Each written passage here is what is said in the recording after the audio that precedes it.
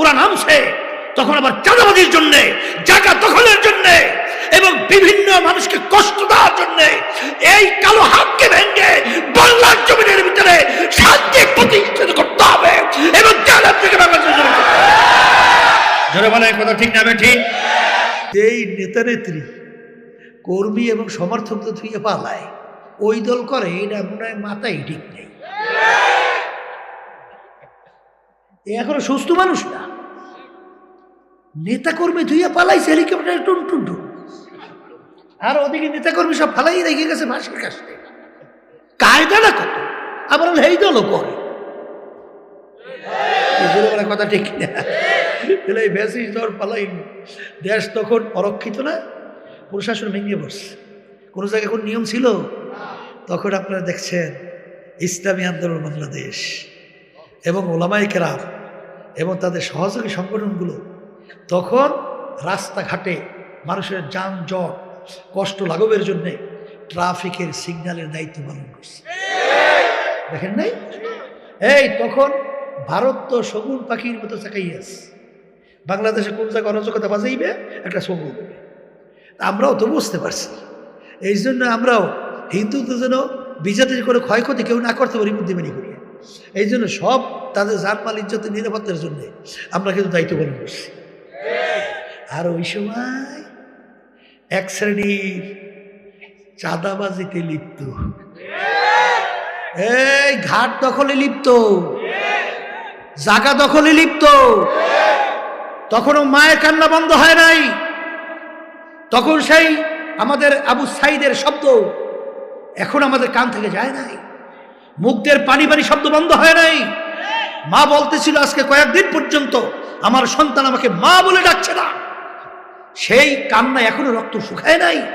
আর এই খবিসের দল ওরা নামছে, তখন আবার চাঁদাবাজির জন্য, জায়গা দখলের জন্য এবং বিভিন্ন মানুষকে কষ্ট দেওয়ার জন্য এই কালো হাতকে ভেঙে বাংলার জমিনের ভিতরে শান্তি প্রতিষ্ঠিত করতে হবে এবং জালেম থেকে বাংলাদেশের জন্য জোরে বলে কথা ঠিক না ঠিক?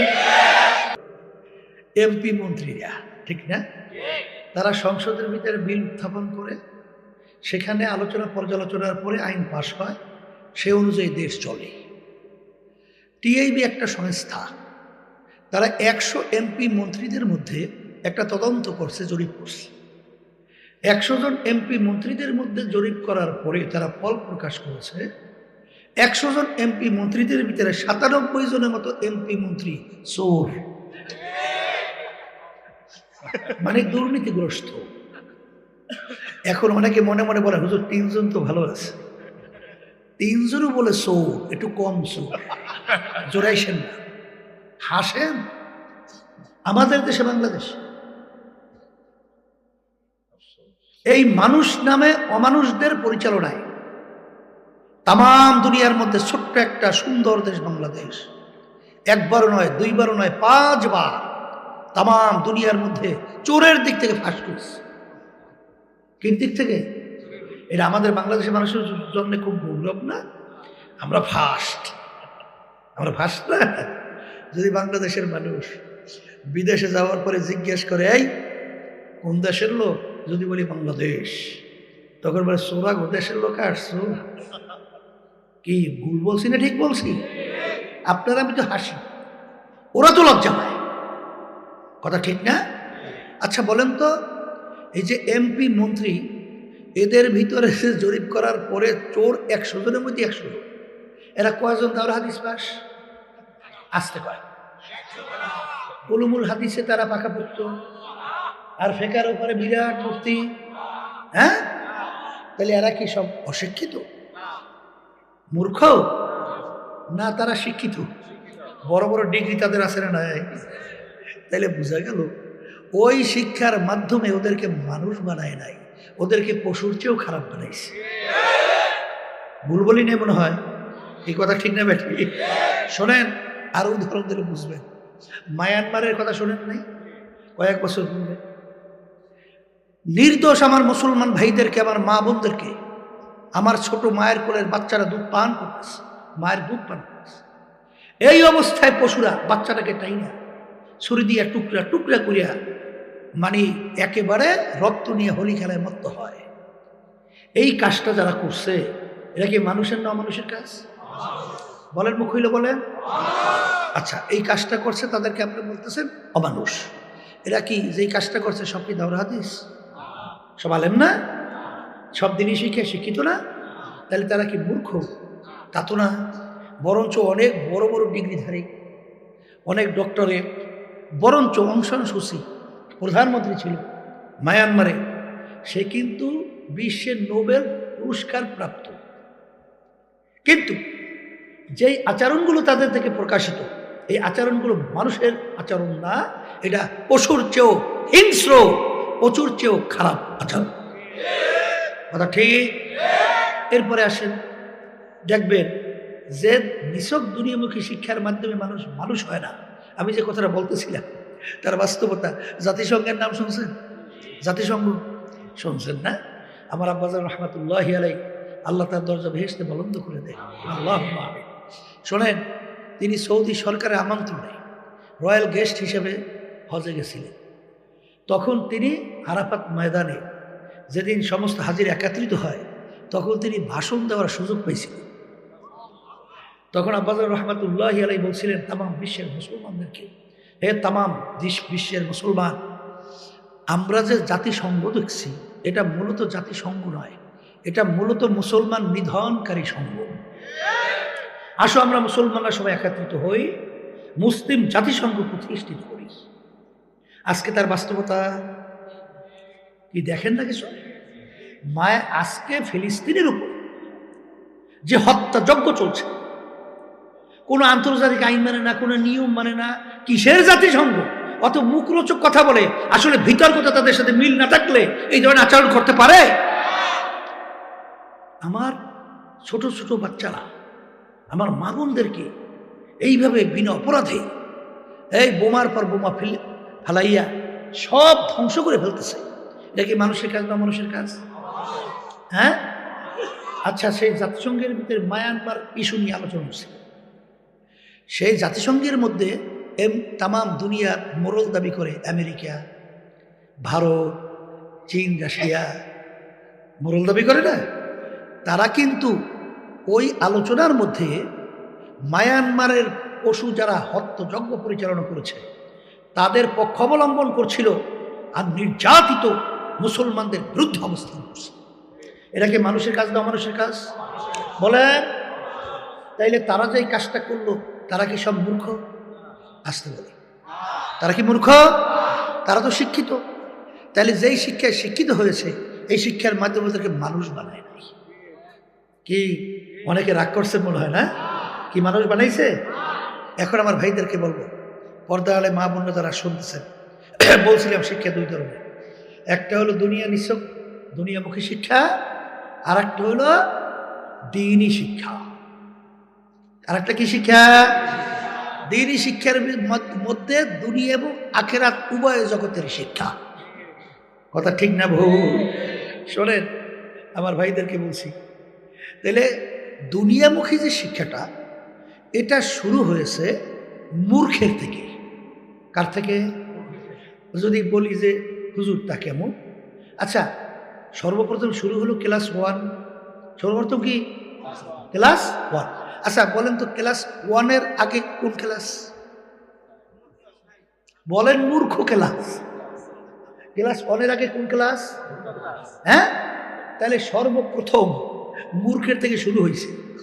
এরপরে 1 আলায় পড়াইছে 2 আলায়, 2 আলায় পড়াইছে 3 আলায় 4 5, এরকম মূর্খের থেকে শুরু হইয়া যাইতে যাইতে নিচ থেকে উপর পর্যন্ত, নিচ থেকে যায় উপরে, আর শুরু হয়েছে মূর্খের থেকে। আর দ্বীনি শিক্ষা, আল্লাহ রাসূল সাল্লাল্লাহু আলাইহি ওয়াসাল্লাম বলেন, আল্লামানি রাব্বি ফা আহসানা তালিমি, আমার মালিক আমাকে শিক্ষা দিয়েছে, সেই শিক্ষাটা কত উত্তম শিক্ষা। তাহলে দ্বীনি শিক্ষার ওস্তাদকে আল্লাহ। বলেন, মুখ খুলে বলেন সুবহানাল্লাহ রাব্বুল আলামিন। কথা ঠিক কিনা? এই শিক্ষাটা কত উত্তম। এই শিক্ষার মাধ্যমে মানুষ মানুষ হয়, মানুষ আশরাফুল মাখলুকাত হয়, মানুষ সৃষ্টির সেরা হয়। ভুল বলছি না ঠিক বলছি? এই বাস্তবতা উদাহরণ আমি অত দেবো না।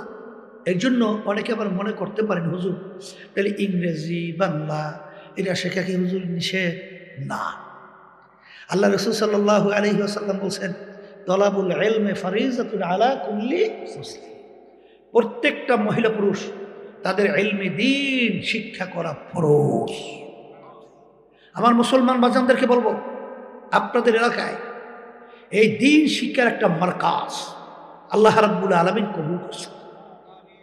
সবাই আলহামদুলিল্লাহ বলেন না? এখন আপনাদের দায়িত্ব কি এটা বিরোধিতা করবেন?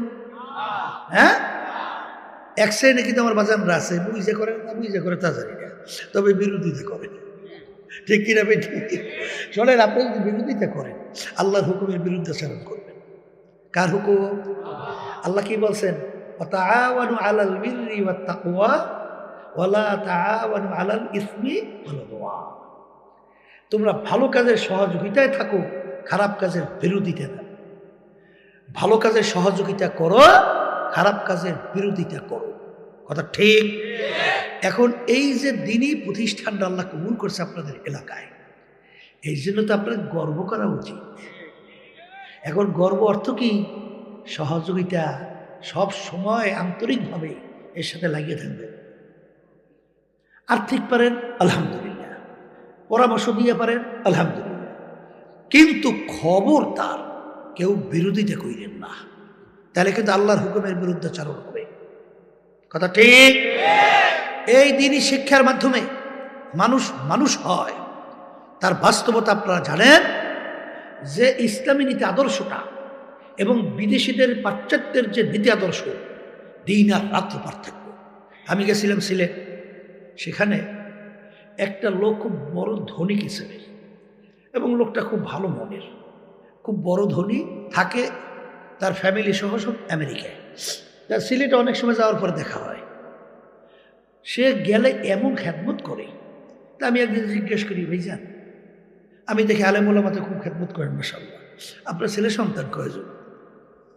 মেয়ের কথা কয়জন বলছে তা স্মরণ নেই, তবে ছেলের কথা বলছিল 2 জন। তাই বলছিলাম ছেলেরা কোথায়? বলে হুজুর বলতে পারি না। আমি মানি বলতে পারেন না? মানে আপনার ছেলে আপনি বলতে পারেন না? বলে হুজুর ওই পাশ্চাত্য দেশের নিয়ম হলো ছেলে এবং মেয়েরা যখন বড় হয় তখন তাদের নিজের খেয়াল খুশি অনুযায়ী যেদিকে ইচ্ছা সেদিকে চলে যায়, বাপমা বাধা দেওয়ার কোনো আইন নাই। যদি কোনো বাপমা বাধা দেয় আর ছেলে সন্তান যদি অভিযোগ করে, তাইলে আস্তের উপর তাকে হ্যান্ডকাপ লাগাইয়া জেলের মধ্যে নিয়ে যায়। এখন ছেলেরা কোথায় গেছে হুজুর বলতে পারি না। এটা কোনো নীতি আদর্শ? এটা কি পশুর মতো না? আপনাদের এলাকায় কুত্তা আছে? আসতে কয় কুত্তার বাচ্চাটা আছে হয়তো না? আচ্ছা, কুত্তার বাচ্চাগুলো যখন একটু বড় হয় ও মার সাথে সম্পর্ক আর থাকে বাপের সঙ্গে, তাহলে কুত্তাটা বড় হওয়ার পর বাপ মার সঙ্গে সম্পর্ক নেই। আপনাদের এলাকায় গরু আছে, গরুর বাচ্চা যখন বড় হয় ওর বাপ মার সঙ্গে সম্পর্ক নেই, আসতে বলে। তো এখন ওদের নীতি আদর্শটা কোনটা হইল? ডাইরেক্ট পশুর মতো না? আসতে বলেন। আরে ওদের কোনো নীতি আদর্শের ভিতরে শান্তি তো নাই, বরং অশান্তির কোনো শেষ নাই। ওরা বলেন ওরা শান্তির প্রতীক, আসলে অশান্তির প্রতীক। তামাম দুনিয়ার ভিতরে ইতিহাস দেখবেন সবচেয়ে বেশি আত্মহত্যা হয় সেই দেশটার নাম হলো আমেরিকা। কথা বলছেন না? যদি শান্তিই পেত তাহলে আত্মহত্যা বেশি কেন? আত্মহত্যা কখন করে? যাদের ঈমান নাই। যখন অশান্তির চরম পর্যায়ে পৌঁছে যায় তখন আত্মহত্যা করে। তাহলে সেই দেশটার নাম কি? আমেরিকা। তাহলে খুব শান্তিতে আছে না? আসতে বলে। ওরা বিদ্যা আশ্রম বানায়। আমাদের দেশে খড় সেরেন, খড় সেরেন তো, ওই যে গরু ছাগল যদি ফসল খায় তখন নিয়ে সরকারিভাবে খড়ে আটকায়। আমি তো চেয়ারম্যান আছিলাম, বলছি আমিও খড় বরাদ্দ দিতাম, ইউনিয়ন পরিষদে খড় দিতাম তো। এই ঘরের ভিতরে পশু ছাগল আটকে। তাই ওদের দেশও খড় বানাইছে, ওই খড় কিন্তু কোনো গরু ছাগল আটকায় না। বাপমা যখন বুড়া হয় তখন ওই বাপমাকে নিয়ে বোঝা মনে করে, তখন নিয়ে তাদেরকে ওই খড়ের ভিতরে ফেলাই রাখে। এটা মানুষের জীবন? আসতে বলে মানুষের জীবন। তাই এক শ্রেণী মুসলমান ওই জীবন নিজেদের ভিতরে বাস্তবায়নের জন্য পাগল হয়ে গেছে। আমাদেরকে এক পর্যায়ে বলে যে হুজুর এই দেশটারে খাইব, মানে হুজুরের বাধা দেয়, এটা করা যাবে না, ওইটা করা যাবে না, এই মুসল চলতে হবে। এখন হুজুর এই দেশটা রেখেছে, ও ল্যাংডা হইতে পারে না, কুত্তা ছাগলের মতো চলতে পারে না, এই হুজুররা বাধা দেয়, এই জন্য দেশটা হুজুররা খাই। কত বড় জুলুমের কথা! দেশ চালাইল প্রেসিডেন্ট থেকে এলাকার চৌকিদার পর্যন্ত খাজুরেরা। কারা চালাইল? দেশ বলে খায় হুজুরে। এর জুলুমের কথা না বলেন? দেশ আমরা চালাইলাম না, দেশ চালাইলে তোর, আর দেশ খাইল হুজুরেরা। আর দেশ যে কারা খাইছে তা তো আমরা পেপার পত্রিকা খুললি দেখি, শুধু খায় নাই, যোগাযোগ করে গেছে। এখন দেখেন না কি সুন্দর আমল নামা বেরিয়ে দিয়েছে, বুঝেন নাই কথাটা? হ্যাঁ, দেশ বলে হুজুর খায়। আসলে মূল ব্যাপারটা তো বুঝেন নাই। মূল ব্যাপারটা হলো এই, ওরা গরু ছাগলের মতো চলাফেরা করবে। ওই পাশ্চাত্য দেশগুলো প্রেসিডেন্ট থেকে শুরু করে এলাকার চৌকিদার পর্যন্ত কেউ দাবি করতে পারে না সন্তানটা আমার। সব যারো যে ভরা, হারামে আরাম আছে? হ্যাঁ, হারামে আরাম নাই। আর ইসলাম নীতি কি শিখায়? এই বাপ মার সঙ্গে এরকম কোনো ব্যবহার করবে না, যে ব্যবহারের মাধ্যমে তারা কষ্ট পায়, কষ্ট দেয় কোনো শব্দ বের হয়, আহ ও, এই ধরনের আচরণ করা যাবে না। সাহাবায়ে কেরাম বলেন, আল্লাহ রাসূল সাল্লাল্লাহু আলাইহি ওয়াসাল্লাম, বাপ মা যদি আমাদের উপরে জুলুম করে, অন্যায় করে, অবিচার করে, তাহলে কি আমরা তাদের সাথে খারাপ ব্যবহার চলবে না? আল্লাহ রাসূল সাল্লাল্লাহু আলাইহি ওয়াসাল্লাম বলেন, এ মুসলমান, মুসলমানের ঘরে জন্মগ্রহণ করিয়া আজকে মুসলমানের রাস্তা ছাইরা, মদিনার রাস্তা ছাইরা হইছে এখন আমেরিকাপন্থী আর বিজাতিপন্থী।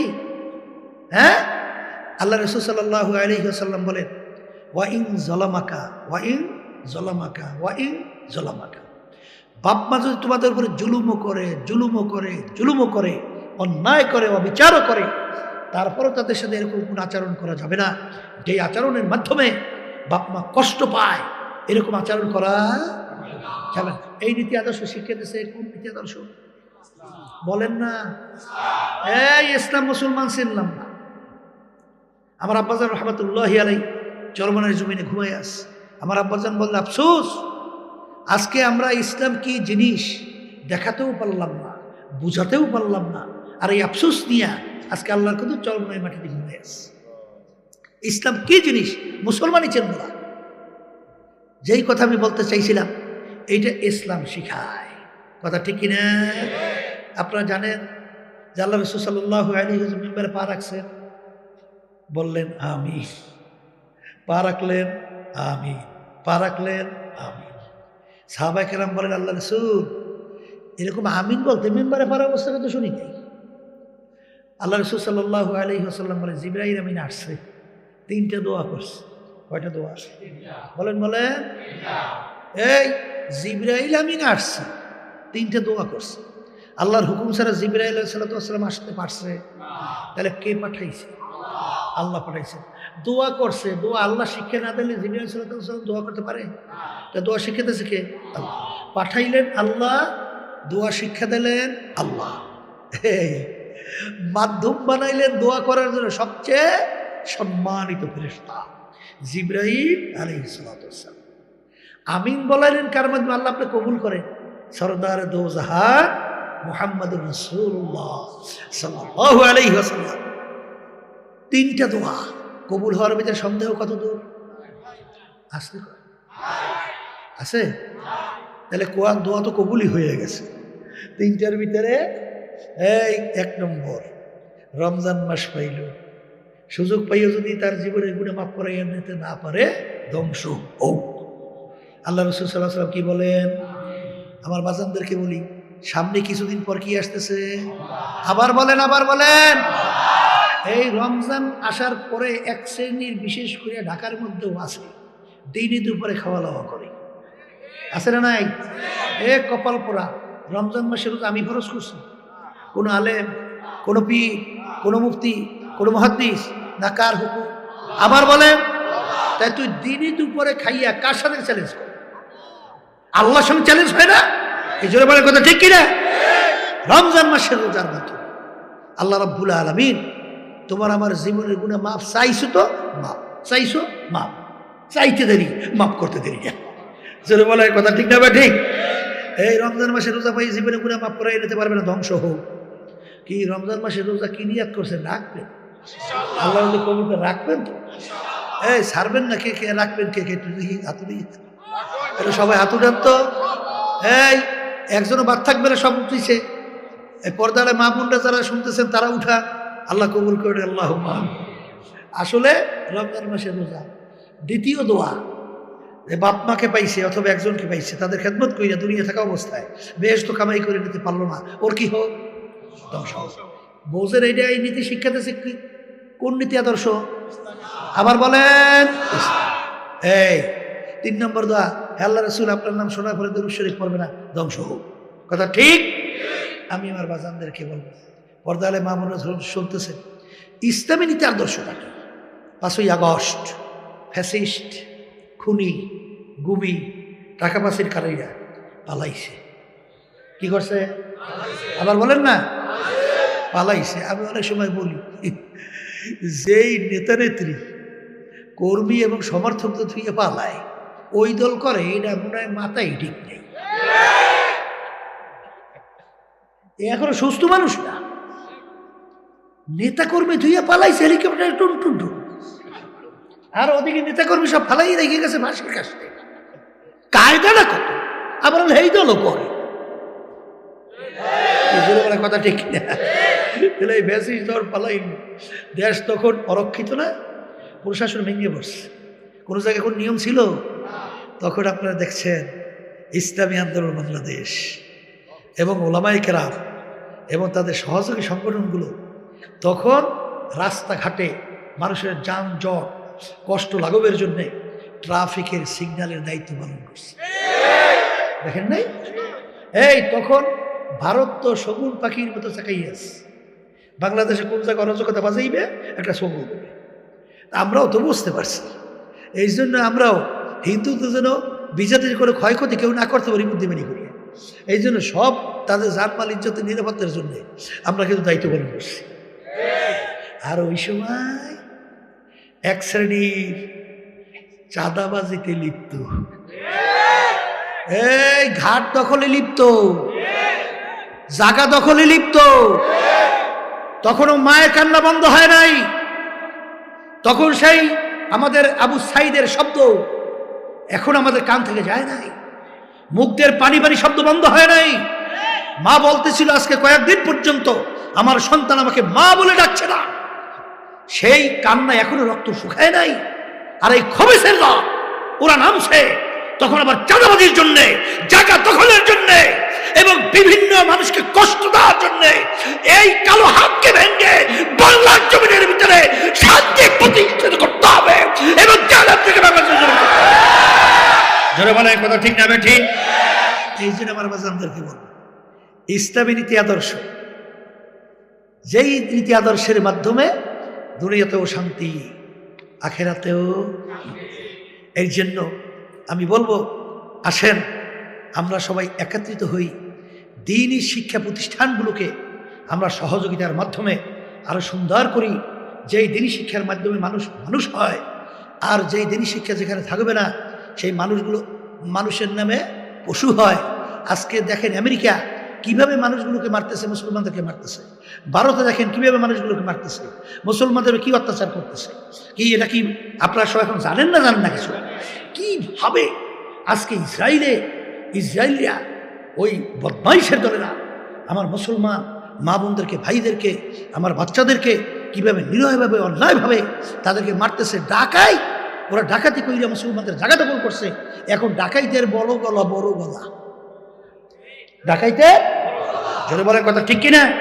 এই জন্য আমার ভাইদেরকে বলবো, পর্দারে মা বোনরা যারা শুনতেছেন, ফাসাও ফাতার ইদিন কাশাফাল গুবার আফারাসুন তাহতার জেলকাম হেমারো। আজকে চক্ষু খোলা দুনিয়ায় আমি পরিচয় দেই আমি পীর, কেউ পরিচয় দেয় আমি মুফতি, আমি মুহাদ্দিস, কেউ পরিচয় দেয় আমি মেম্বার, আমি চেয়ারম্যান, আমি এমপি, আমি মিনিস্টার, আমি সভাপতি, আমি সেক্রেটারি, আমি অমুক বংশের, আমি অমুক শিক্ষিত, আমি অমুক টমুক সমুক। এই পরিচয় কয়দিন চলবে? যে কয়দিন চক্ষু দুইটা দুনিয়ার ভিতরে খোলা থাকবে। কিন্তু এই কবরের যাত্রীরা ওই দিন রাত্রির জন্য অপেক্ষায় থাকো, যেদিন চিরতরে চক্ষু বন্ধ হবে, সাদা তিনটা কাপড় দিয়া প্যাঁচ দেবে, মাথার ভিতরে, মাজার ভিতরে, পায়ের ভিতরে বান দিয়া সোজা কইরা ফেলাইয়া রাখবে। সেই দিন রাত্রির জন্য অপেক্ষায় থাকো।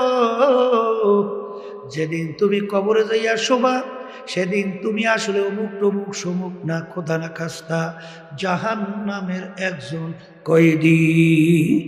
এই জন্য আমার ভাইদেরকে বলবো, পর্দা আলে মা বোনদেরকে বলবো, আমি আপনাদের জন্য দোয়া করি, আমিও দোয়া চাই, মালিক যেন আমাদের দিনের সঙ্গে জড়াইয়া আল্লাহর খাস বান্দা হইয়া, পর্দা আলে মা বোনরা আল্লাহর খাস বান্দি হইয়া দুনিয়ার থেকে বিদায় নিয়ে চিরস্থায়ী শান্তি বেহেশতের ভিতরে আল্লাহ রাব্বুল আলামিন আমাদের জন্য কবুল করে নেয়। ওয়াখির দাওয়ানা আলহামদুলিল্লাহি রাব্বিল আলামিন। আল্লাহুম্মা আমিন। রব্বানা আতিনা ফিদ দুনিয়া হাসানাতাও ওয়া ফিল আখিরাতি হাসানাহ